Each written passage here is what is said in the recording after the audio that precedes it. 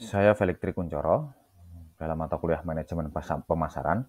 Dalam kesempatan ini pada tema New Product Development Strategy. Dalam tema kali ini terdapat beberapa langkah kunci dalam product development atau pengembangan produk baru. Dimulai dari idea generation atau pembuatan ide, lalu dilanjut idea screening atau penyaringan ide, dilanjut konsep development, pengembangan konsep, lalu strategi development, pengembangan strategi, kemudian bisnis analisis bisnis, product development atau pengembangan produk, kemudian tes marketing, uji pemasaran, kemudian commercialization atau komersialisasi. Nah, mana langkah-langkah dijabarkan sebagai berikut. Dimulai dari idea generation, pembuatan ide. Nah, pembuatan ide adalah pencarian berkelanjutan dan sistematis untuk peluang baru, produk baru. Proses ini melibatkan penggambaran sumber ide baru dan metode untuk membuatnya. Nah, pengembangan produk baru dimulai dengan pembuatan ide, pencarian sistematis untuk ide produk baru. Nah, sebuah perusahaan biasanya menghasilkan ratusan, bahkan ribuan ide untuk menemukan beberapa ide yang bagus. Sumber utama ide produk baru meliputi internal maupun eksternal. Nah, dari internal idea, dengan menggunakan sumber internal perusahaan, dapat menemukan ide-ide baru melalui divisi Research and Develop atau R&D. Namun, beberapa studi menyatakan bahwa hanya 33% perusahaan yang disurvei menilai bahwa R&D tradisional sebagai sumber utama ide-ide inovasi. Nah, sebaliknya, 41% perusahaan mengidentifikasi pelanggan sebagai sumber utamanya. Diikuti oleh kepala unit bisnis perusahaan 35%, lalu karyawan 33%, dan dari tenaga penjual 17%. Kemudian dari sumber luar atau external idea. Nah, dapat memperoleh ide produk baru yang bagus dari sejumlah sumber eksternal, misalkan distributor dan pemasok. Dapat pun pula menyumbangkan ide. Ini bisa dilihat bahwa perusahaan juga mendapatkan ide tersebut dari distributor dekat dengan pasar dan dapat menyampaikan informasi tentang masalah konsumen dan kemungkinan produk baru. Lalu perusahaan juga mendapatkan ide dari eksternal berupa pemasok atau suppliernya. Nah, ini pun juga dapat memberitahu perusahaan tentang konsep, teknik, dan bahan baru yang dapat digunakan untuk pengembangan produk baru. Lalu metode untuk generasi tersebut. Yang pertama adalah analisis dimensi, mencantumkan semua karakteristik fisik suatu jenis produk. Nah, setelah memperoleh daftar tersebut, kreativitas dapat dipicu dengan mengajukan pertanyaan seperti mengapa produknya seperti ini, lalu bagaimana produknya dapat diubah, atau apa yang akan terjadi jika satu produk atau beberapa karakteristik dihilangkan. Yang kedua adalah analisis masalah. Merupakan teknik penilaian kebutuhan yang dirancang untuk mengembangkan inventaris masalah konsumen dalam kategori produk atau layanan tertentu dan berfungsi sebagai dasar bagi ide produk atau layanan baru. Nah, analisis struktur manfaat menentukan manfaat dan karakteristik spesifik apa yang diinginkan oleh konsumen dalam kategori produk atau layanan tertentu.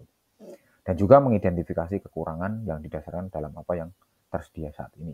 Nah, lalu analisis skenario mengidentifikasi peluang dengan memanfaatkan proyeksi lingkungan masa depan dan juga kebutuhan konsumen yang terkait. Kemudian penyaringan ide. Nah, setelah perusahaan mengidentifikasi ide potensial, kemudian perusahaan harus melakukan penyaringannya. Nah, dalam penyaringannya, ide-ide yang buruk dan tidak sesuai atau tidak menarik itu pun dikesampingkan atau disingkirkan. Dan dalam hal ini, sebagai perusahaan pemasok biji plastik yang mengikuti spesifikasi yang ditentukan oleh pelanggan, melakukan meeting rutin dengan R&D atau pihak pelanggan terkait proyek baru yang untuk menentukan atau menemukan dan menyaring ide-ide yang mungkin akan dipakai di kemudian. Nah,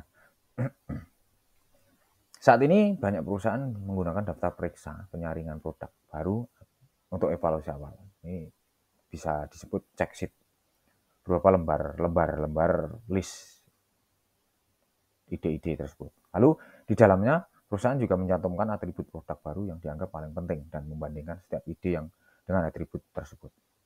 Nah, daftar periksa tersebut distandarisasi dan memungkinkan ide-ide untuk menjadi perbandingan. Lalu pengembangan konsep.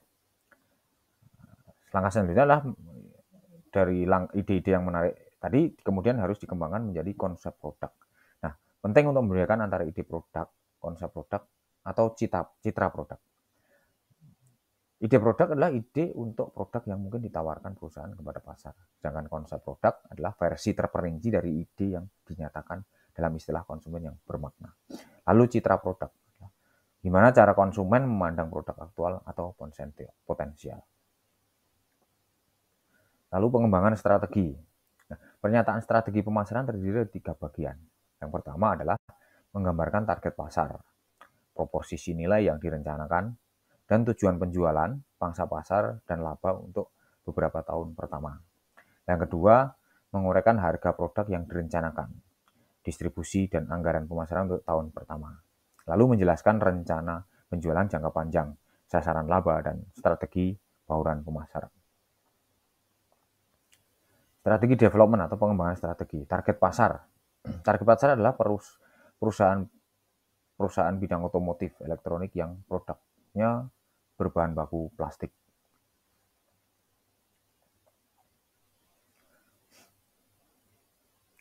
Nah, dari ketiga langkah tersebut, tentunya perusahaan yang diamati sekarang dalam penerapannya sebagai contoh target pasar, menentukan target pasar.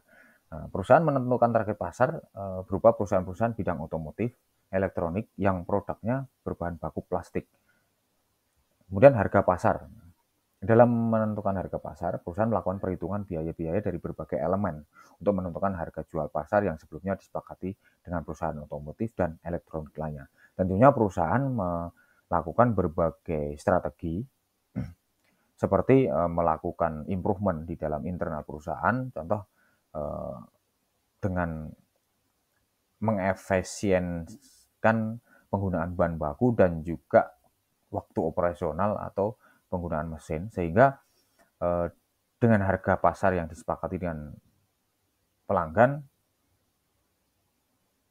ini masih mendapatkan keuntungan, karena dengan melakukan efisiensi tentunya harga pokok produksi pun juga bisa ditekan sehingga mendapatkan keuntungan atau margin terhadap harga pasar yang ditawarkan. Kemudian penjualan jangka panjang. Nah, proyek perusahaan-perusahaan otomotif merupakan proyek jangka panjang, bisa dibilang 5 tahun hingga 10 tahun, sehingga bisa diperkirakan laba dan rugi dalam kurun waktu proyek sedang berlangsung. Langkah selanjutnya adalah bisnis analisis atau analisis bisnis. Dengan melibatkan tinjauan terhadap proyeksi penjualan, biaya, dan laba untuk produk baru, guna mengetahui apakah produk tersebut memenuhi tujuan perusahaan. Jika demikian, produk tersebut dapat beralih ke tahap pengembangan produk. Nah, untuk memperkirakan penjualan, perusahaan dapat melihat riwayat penjualan produk yang serupa atau melakukan survei pasar di kemudian. Pengembangan produk. Nah, suatu produk mungkin hanya berupa deskripsi kata, gambar, atau mungkin tiruan kasar, atau berupa prototype. Nah, jika konsep produk lolos uji bisnis atau lolos uji dengan konsumen, ini berupa trial dengan konsumen beberapa kali. Nah, produk tersebut akan masuk ke tahap pengembangan produk. Nah, di sini R&D atau engineering produk mengembangkan konsep produk menjadi produk fisik. Nah, tadi dibilang adalah merancang prototipe. Nah, kemudian mengembangkan prototipe, lalu kemudian diuji kembali di perusahaan-perusahaan konsumen. Dan uji pemasaran atau test marketing. Nah, jika produk tersebut sudah lolos dari uji konsep dan uji produk, langkah berikutnya adalah uji pemasaran. Nah, tahap di mana produk dan program pemasaran yang diusulkan diperkenalkan ke dalam lingkungan pasar yang realistis. Nah, di mana perusahaan setelah produk trial di pelanggan berhasil, perusahaan mencoba memasarkan pada perusahaan jenis yang menggunakan produk yang jenis. Atau karena dalam langkah-langkahnya adalah sudah mendapatkan kesepakatan atau mungkin kontrak kerja dengan perusahaan segmen otomotif maupun elektronik, ini perusahaan juga tidak mengalami kesulitan dalam langkah ini, yaitu tidak perlu atau mungkin hanya sedikit melakukan uji pemasaran.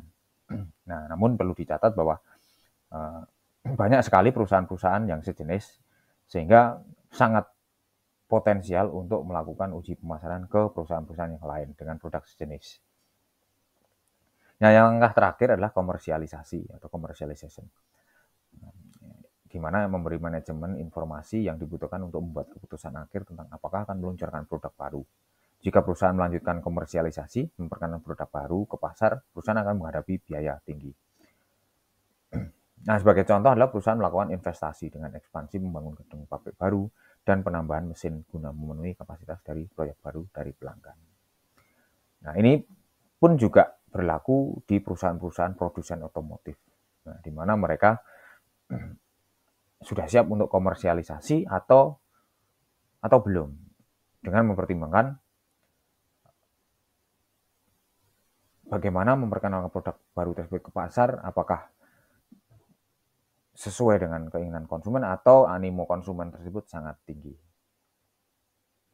Nah, berikut adalah referensi diambil dari perusahaan yang tempat bekerja dan juga buku Principle of Marketing dari Philip Kotler dan Gary Armstrong.